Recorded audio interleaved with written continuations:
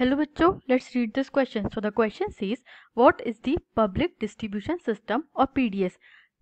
What are its importance? Public distribution system या PDS क्या है और उसकी importance क्या है?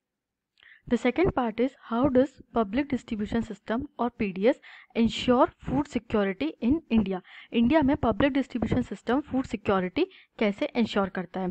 Let's see the key concept. So the key concept is food security system in India. अब जो इंडिया का food security system है, public distribution system उसका एक बहुत integral part है. Let's see the answer further. So the answer is public distribution system or PDS.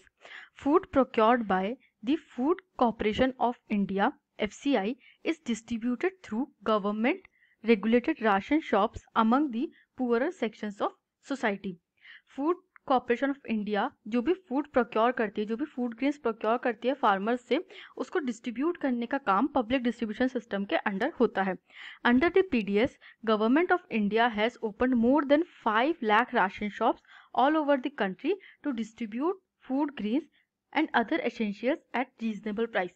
अब PDS जो सिस्टम है, इसके अंडर 5 लाख राशन शॉप्स खोली गई हैं देश भर में, around 5 lakh ration shops.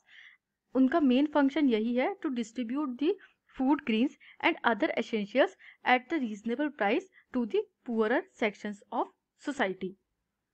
Let's see the importance of public distribution system.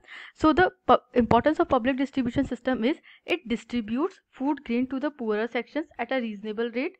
जो गरीब तबके के लोग हैं उनको एक रीजनेबल रेट पे फूड ग्रेन्स अवेलेबल करवाता है. Second, it protects the people from high prices. जो गरीब लोगों के ऊपर एक बर्डन पड़ता है हाई प्राइस पे फूड ग्रेन्स खरीदने का, उससे प्रोटेक्ट करता है. Third, it discourages black marketing and hoarding. Black marketing और होर्डिंग को डिस्करेज करता है. And fourth is it helps in food security. और फोर्थ पॉइंट है कि ये फूड सिक्योरिटी मेंटेन करने में हेल्प करता है. I hope you understood this question. Thank you and best of luck.